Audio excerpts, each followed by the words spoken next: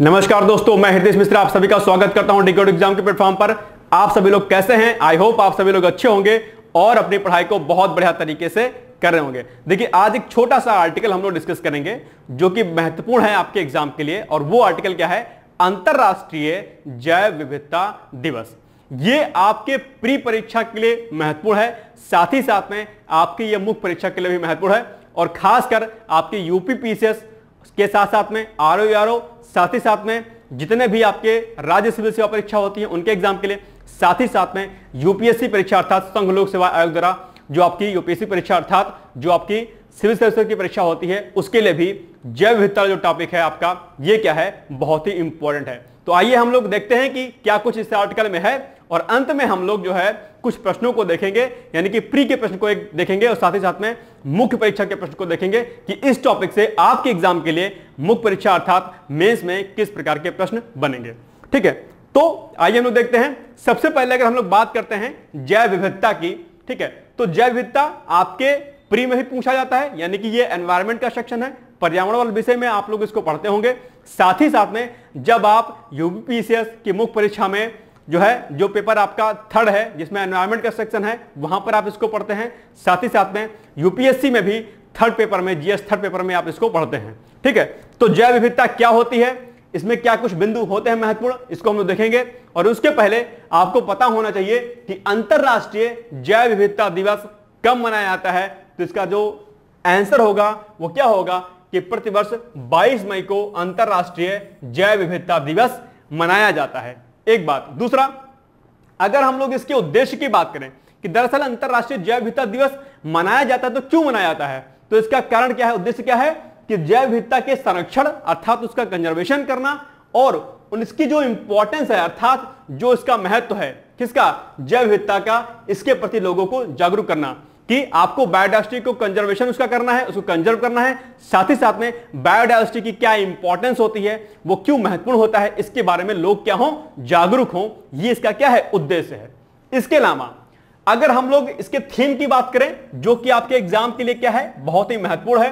कोई दिवस होता है तो उसकी थीम आपके लिए क्या होती है, महत्वपूर्ण हो जाती है। तो इसकी थीम क्या है? योजना का हिस्सा बने। ओके, अब हम लोग थोड़ा सा इसके इतिहास की बात करें।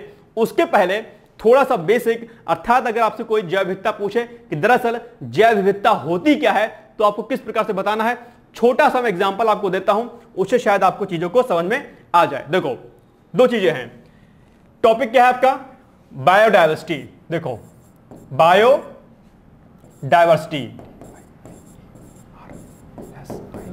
बायोडायवर्सिटी अर्थात इसको क्या बोलते हैं हिंदी में? हम बोलते हैं, इसको बोलते हैं जैव विविधता। देखो, जैव विविधता। अब देखो, एक बात ध्यान रखना कि इस बायोडायवर्सिटी टॉपिक को आप दो पार्ट में ब्रेक कर लो अर्थात तोड़ लो, तो बायो प्लस क्या हो जाएगा, ये डायवर्सिटी हो जाएगा, बायोडायवर्सिटी। अब देखो, अगर बात बायो की होती है, जिसको हम लोग क्या कहेंगे, जैव जिसको बोलते हैं, अगर कहीं भी बायो शब्द आता है, जैव शब्द आता है, तो जैव में दरअसल दो चीजें होती हैं। कौन कौन सी? एक, बायो में के अंतर्गत आपका क्या आ जाएगा, प्लांट्स आ जाएंगे। क्या आएंगे? प्लांट्स अर्थात पेड़ पौधे। और दूसरा क्या आ जाएंगे? एनिमल्स आ जाएंगे। क्या आ जाएंगे? एनिमल्स आ जाएंगे। बात को थोड़ा सा आप लोग समझने का प्रयास करिएगा। एनिमल्स, ठीक है, यानी कि बायो के अंतर्गत जिसमें जीवन है, जैव जिसमें जीवन है, तो जीवन किसमें होगा? प्लांट्स में होगा, एनिमल्स में होगा, ह्यूमंस में होगा। तो प्लांट्स, एनिमल्स आल्सो, इसी के अंतर्गत आप इसको क्या कर सकते हैं, ह्यूमंस बोल सकते हैं। इसको अलग से ह्यूमंस कर लीजिए, ठीक है, ह्यूमंस कर लीजिए इसको। अब देखो, ह्यूमंस, ओके। तो बायो अर्थात प्लांट्स। अब प्लांट्स में जितने भी प्रकार के आप प्लांट्स देखते हैं, ठीक है, चाहे वो फाइटोप्लैंक्टन्स हो आपके, चाहे बड़े पेड़ पौधे हो, कोई हो, कितने भी प्रकार के हो, प्लस एनिमल्स। एनिमल्स में आपके जितने भी जीव जंतु आप आसपास देखते हैं, ठीक है, वो चाहे जू प्लैंक्टन के फॉर्म में हो, चाहे बैक्टीरिया के फॉर्म में हो, या किसी अदर फॉर्म में हो, बड़े जीव जंतु हो, कोई भी हो, एनिमल्स में सब कुछ आ जाएगा। साथ ही साथ में ह्यूमंस में आदमी लोग आ जाएंगे, व्यक्ति आ जाएंगे। तो बायो अर्थात प्लांट्स, एनिमल्स, ह्यूमन अर्थात जिसमें जीवन है, ठीक, ये हो गया। प्लस डायवर्सिटी अर्थात विविधता। किसकी विविधता? जैव विविधता, यानी कि जीवन की विविधता।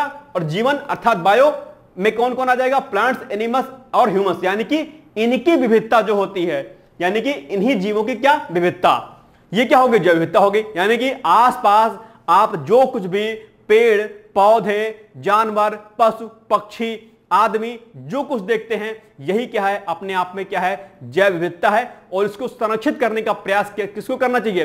सभी व्यक्तियों को करना चाहिए, क्योंकि इसी से इकोसिस्टम जो होता है आपका, यानी कि पारिस्थितिक तंत्र होता है, जो होता है क्या होता है? वो रिच होता है, अर्थात वो स्ट्रांग होता है। क्योंकि अगर बायोडायवर्सिटी अगर डिसबैलेंस होती है तो इकोसिस्टम आपका प्रॉपर डिसबैलेंस होगा, और अगर इकोसिस्टम डिसबैलेंस होगा तो कहीं ना कहीं जो चीजें होंगी वो क्या होंगी?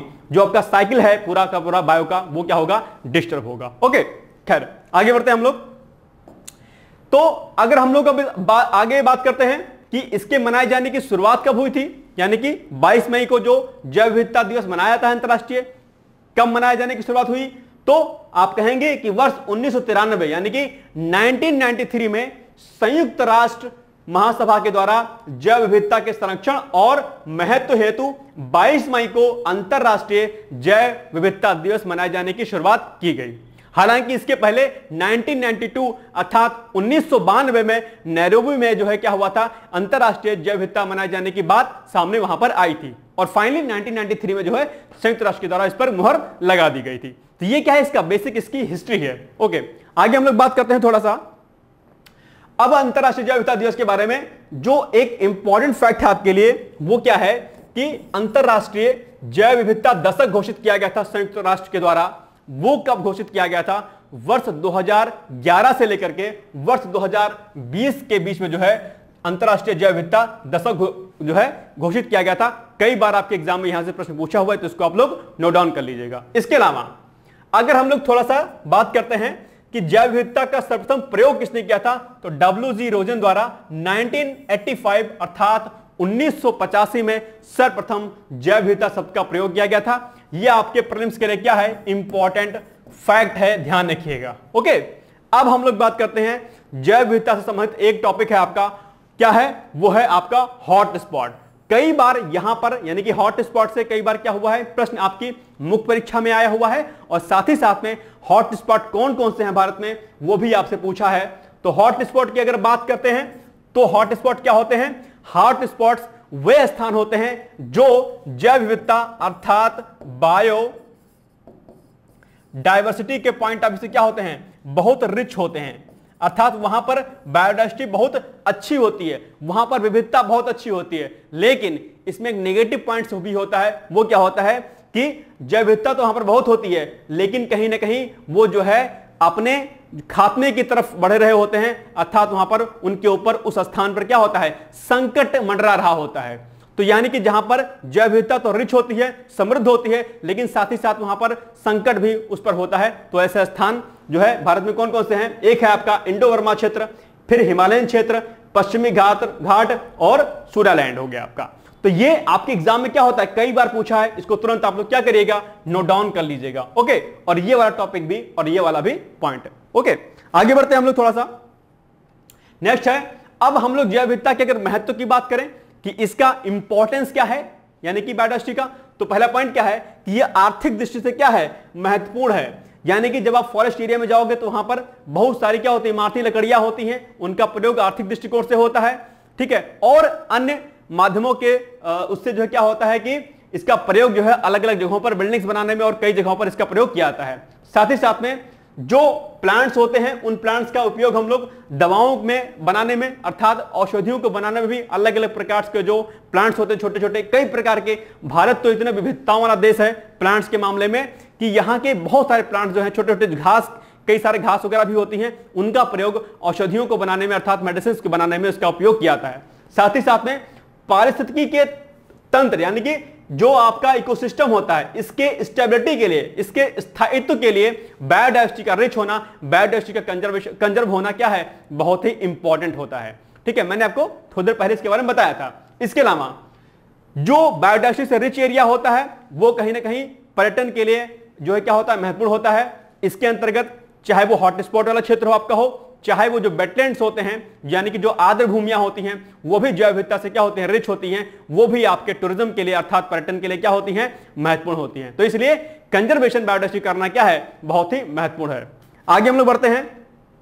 अब जैव विविधता के नुकसान के क्या कारक हैं कि किस प्रकार से जैव विविधता को नुकसान पहुंच रहा है, आखिर कौन कौन से फैक्टर हैं जो इसके लिए रिस्पॉन्सिबल हैं। तो पहला फैक्टर क्या हो जाएगा आपका, पहला हो जाएगा आवासों का विनाश, यानी कि जहां जहां पर आपका जो है जो बायोडाइवर्सिटी है वहां पर क्या हो रहा है कि उनके आवास को, जो पशु पक्षी के आवास है उनको क्या किया जा रहा है, हटाया जा रहा है। जिस प्रकार से भौतिकतावादी जो है संस्कृति आगे बढ़ रही है और भौतिकतावादी संस्कृति के बढ़ने में क्या हो रहा है कि ह्यूमंस यानी कि जो व्यक्ति हैं वो अपना प्रसार कर रहा है, और प्रसार करने के जो है मामले में क्या हो रहा है कि जंगल को काट रहा है, जहां पर बायोडाइवर्सिटी है उसको खत्म कर रहा है, फॉरेस्ट एरिया को जला रहा है, बहुत प्रकार की चीजों को कर रहा है, जिससे क्या होता है जो एनिमल्स, जो प्लांट्स का जो हैबिटेट होता है वो क्या होता है, नष्ट हो जाता है और बायोडाइवर्सिटी वहां की खत्म हो जाती है। इसके अलावा स्थानांतरित कृषि, इसके ऊपर शॉर्ट नोट्स आपके मुख्य परीक्षा में आता है और कई बार पूछा जाता है कि स्थानांतरित कृषि किस किस राज्य में होती है, उसका नाम पूछ लेता है। इसको बोलते हैं झूम कल्टीवेशन। झूम कल्टीवेशन में क्या होता है कि कोई जो आदिवासी लोग होते हैं वो क्या काम करते हैं कि एग्रीकल्चर लैंड के लिए यानी कि अपनी खेती को करने के लिए फॉरेस्ट एरिया को जलाते हैं, वहां पर कृषि करते हैं, ठीक है। जब प्रोडक्टिव हो जाती है लैंड, उसके बाद जब उसकी क्षमता कम हो जाती है तो वो धीरे से आगे बढ़ते हैं, वहां पर फिर से फॉरेस्ट को कट करते हैं, वहां पर खेती करते हैं, आगे बढ़ जाते हैं। तो ऐसे में क्या होता है कि जैसे जैसे वो आगे बढ़ते जाएंगे वैसे वैसे क्या होगा, जहां जहां पर फॉरेस्ट एरिया होगा, जहां पर बायोडाइवर्सिटी होगी, वो क्या होगी, खत्म होती हुई चली जाएगी। तो झूम कल्टीवेशन यानी कि जिसको हम स्थानांतरित कृषि कहते हैं, ये आपके एग्जाम के लिए क्या है, बहुत ही महत्वपूर्ण है। इसको प्री के पॉइंट ऑफ व्यू से भी और मेंस के पॉइंट ऑफ व्यू से क्या करिएगा, आप लोग रेडी कर लीजिएगा। इसके अलावा वन्य जीवों का अवैध जो है शिकार होता है। कई महत्वपूर्ण जो जानवर होते हैं, चाहे वो हाथी हो, चाहे वो हिरन हो आपका, ठीक है, या अन्य कोई जानवर हो, इनका अवैध जो है क्या होता है, शिकार होता है, क्योंकि इनका प्रयोग जो है कई सारी चीजों में किया जाता है, चाहे औषधि के निर्माण में हो या कोई सौंदर्य प्रसाधन के निर्माण में हो, इनका प्रयोग जो है किया जाता है। और ऐसे में इनका अवैध शिकार जो है बायोडाइवर्सिटी को खत्म करना जो है खत्म कर रहा है उसको, ठीक है। इसके अलावा शहरीकरण यानी कि अर्बनाइजेशन एक बहुत बड़ा कारण है बायोडाइवर्सिटी को खत्म करने में। जिस प्रकार से शहर तेजी के साथ बढ़ रहे हैं, गांव तेजी के साथ घट रहे हैं, गांव घट रहे हैं तो भी बायोडाइवर्सिटी का लॉस हो रहा है, और शहरीकरण अगर बढ़ रहा है तो भी बायोडाइवर्सिटी का लॉस हो रहा है, क्योंकि गांव में कहीं ना कहीं संरक्षण का काम होता है, पेड़ पौधों को जो है रोपने का कार्य होता है, बाग बगीचा लगाने का काम होता है, तो बायोडाइवर्सिटी वहां पर बढ़ती है। लेकिन जैसे जैसे गांव कम हो रहे हैं, अर्थात गांव में रहने वाले लोग कम हो रहे हैं, वैसे वैसे पेड़ पौधे भी कम होते चले जा रहे हैं। और जिस प्रकार से इसके अपोजिट में शहर बढ़ रहे हैं, अर्थात शहरीकरण हो रहा है, तो क्या हो रहा है, व्यक्ति अपना विस्तार कर रहा है, घर बना रहा है, मकान बना रहा है, जंगलों को काट रहा है, एग्रीकल्चर लैंड को खत्म कर रहा है। तो ऐसे में बायोडाइवर्सिटी का विनाश बहुत तेजी से हो रहा है। तो एक प्रमुख कारण क्या है, अर्बनाइजेशन, जिसको हम लोग शहरीकरण बोलते हैं। इसके अलावा विदेशी प्रजातियों का प्रवेश, यह बहुत बड़ा फैक्टर है। जो विदेशी प्रजातियां होती हैं वो क्या करती हैं, बहुत जो है जंगली प्रवृत्ति की होती हैं, वो न सिर्फ जो है ग्राउंड वाटर जो लेवल होता है उसको डाउन कर देती हैं, और साथ ही साथ में अपने प्रसार में जो देसी प्रजाति के जो पौधे होते हैं उनको खत्म कर देती हैं। कौन, विदेशी प्रजातियां। तो इसका बहुत बड़ा क्या है, ड्रॉबैक है। इसके अलावा जलवायु परिवर्तन, क्लाइमेट चेंज एक बहुत बड़ा कारण है। क्लाइमेट चेंज के माध्यम से भी जो क्या हो रहा है कि जो बायोडाइवर्सिटी है, जो जैव विविधता है, वो नष्ट हो रही है। तो ये कुछ कारण हैं जिनके माध्यम से जैव विविधता क्या है, जैव विविधता को नुकसान हो रहा है, अर्थात जो है वो खत्म हो रही है। ओके, चलिए आगे बढ़ते हैं हम लोग। अब जैव विविधता संरक्षण के दो तरीके हैं जो कि आपके एग्जाम के लिए क्या है, बहुत ही महत्वपूर्ण है, ठीक है। पहला क्या है आपका स्वस्थानीय परिरक्षण, इसको हम लोग क्या बोलते हैं, इन सीटू कंजर्वेशन, और दूसरा होता है क्या, बाह्य स्थानीय संरक्षण या परिरक्षण, इसको बोलते हैं एक्स सीटू कंजर्वेशन। आपके एग्जाम में ये दोनों पूछता है कि क्या है, और साथ ही साथ में इसके अंतर्गत कौन कौन सी चीजें आती हैं ये भी आपके एग्जाम में पूछता है। तो तुरंत फटाफट देख लीजिए। तो स्वस्थानीय संरक्षण में क्या होता है, नेशनल पार्क, वन्यजीव अभ्यारण्य, पवित्र उपवन आता है, और बाह्य स्थानीय परिरक्षण में उसमें क्या होता है कि बीज बैंक, जीन बैंक, वनस्पति उद्यान और चिड़ियाघर, जंतु उद्यान आते हैं। स्वस्थानीय संरक्षण में क्या होता है, यानी कि इन सीटू कंजर्वेशन में क्या होता है, एक बार थोड़ा सा इसको आप लोग देख लीजिए फटाफट। देखो ये सब चीजें क्या है आपके एग्जाम के लिए बहुत इंपॉर्टेंट है, छोटे छोटे फैक्ट हैं लेकिन इंपॉर्टेंट बहुत है। इन सीटू कंजर्वेशन, क्या, in situ conservation, in situ conservation यानी कि स्वस्थानीय परिरक्षण। इसमें क्या होता है कि कोई भी चीज है, ठीक है, कोई बायोडाइवर्सिटी है इस एरिया में, हम क्या करते हैं, इस जीव जंतु, जो पेड़ पौधे जो भी यहां पर हैं, हम क्या करते हैं, हम इसी को क्या कहते हैं, एक घेरे में, अर्थात इसको हम वहीं पर कंजर्व कर देते हैं। हम एक रिस्ट्रिक्टेड एरिया इसको कर देते हैं कि यहां पर कोई मानव गतिविधि नहीं होगी, यहां पर आप ज्यादा कुछ नहीं कर सकते हैं। यानी कि क्योंकि यहां पर कुछ ऐसे जानवर होंगे जो विलुप्ति की कगार पर होंगे, कुछ ऐसे होंगे कुछ जो बहुत कम मात्रा में होंगे, तो क्या करते हैं, ये इनका आवास है और हम इन्हीं आवास को एक जो बाउंड्री वाल के माध्यम से इसको बना देते हैं कि ये फला जो है चीज है, यहां पर कुछ बाहर की चीजें नहीं हो पाएंगी। यानी कि जो जहां पर अवस्थित है, हम उसी को उसी के स्थान पर जो है क्या करते हैं, सुरक्षित कर देते हैं, कंजर्व कर देते हैं। इन सीटू कंजर्वेशन, स्व स्थाने, जो जहां पर है हम उसको वहीं पर कंजर्व कर देंगे कि यानी कि हम इसको यहां पर बचाएंगे, हम इसको कुछ और नहीं करेंगे। जबकि जो एक्स सीटू कंजर्वेशन होता है, क्या एक्स सीटू कंजर्वेशन, इसमें क्या होता है कि जब कोई पेड़ पौधा जीव जंतु अगर वो विलुप्ति होने के कगार पर है, तो क्या करते हैं कि हम उसको एक स्थान से यानी कि one place to another place पर ले जाते हैं। यानी कि यहां पर हो सकता है कि उसे फेवरेबल कंडीशन नहीं मिल पा रही हो, वो विलुप्त होने के कगार पे हो, तो हम उस पर्टिकुलर जीव जंतु या पेड़ पौधे को हम यहां से उठाएंगे और किसी और स्थान पर ले जाएंगे, वहां पर हम कंजर्व करेंगे। तो उसको क्या बोलेंगे हम लोग, एक्स सीटू कंजर्वेशन बोलेंगे। स्थान हम इसको बोलेंगे परास्थाने परिरक्षण, यानी परा मतलब किसी और स्थान से लेकर के किसी और स्थान पर हमने इसको कंजर्व करने का प्रयास किया, संरक्षण करने का प्रयास किया। ठीक है, तो वही यहां पर दे रखा है कि स्वस्थाने परीक्षण के अंदर क्या क्या आएगा, ये पॉइंट्स आएंगे सारे जो मैंने आपको बताया, और वाह्य स्थाने अर्थात एक्स सीटू कंजर्वेशन के अंतर्गत ये सारे पॉइंट्स आएंगे। इसको आप लोग एक बार पढ़ लीजिएगा। ओके, अब भारत द्वारा जीवों के संरक्षण हेतु कई प्रकार के प्रयास किए गए हैं, यानी कि कई प्रकार के रूल एंड रेगुलेशंस आए हुए हैं। कौन कौन से हैं, आपके एग्जाम के लिए इंपॉर्टेंट है।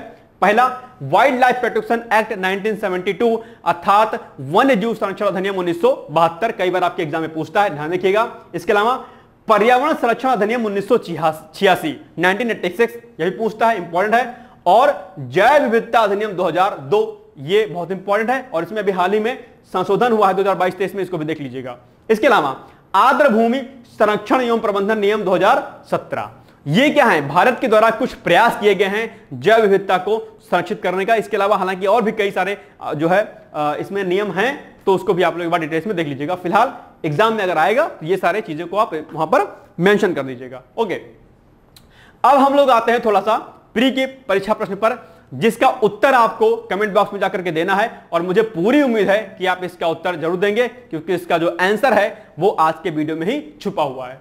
प्रश्न क्या है कि जैव विविधता दशक मनाया गया था, कब मनाया गया था? आपके ऑप्शंस हैं, ऑप्शन नंबर ए 2011 से 2020 के मध्य में, या फिर 2000 से 2010, या फिर ऑप्शन नंबर सी 2020 से 2030, या फिर ऑप्शन नंबर डी इनमें से कोई नहीं। ये इसका उत्तर आप लोग कमेंट बॉक्स में जाकर के जरूर दीजिएगा। और अब बारी आती है आपके मुख्य परीक्षा के प्रश्न की, जिसका अभ्यास आप लोग घर पे जरूर करिएगा।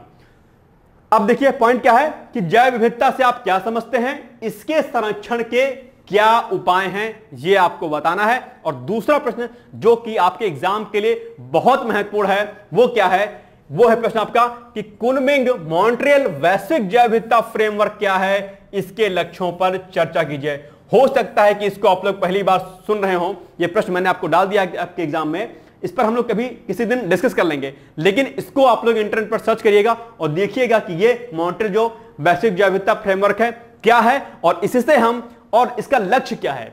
ठीक है, इसमें एक पॉइंट और जोड़ सकते हैं आप कि इसका लक्ष्य क्या है, तो इसको एक बार आप लोग देखिएगा। समझ में नहीं आएगा तो इस पर मैं ऑलरेडी एक आर्टिकल बना दूंगा और इसको मैं आपको अच्छे तरीके से समझा दूंगा। ठीक है, तो दोनों प्रश्नों को आप लोग लिखने की थोड़ा सा कोशिश करिएगा।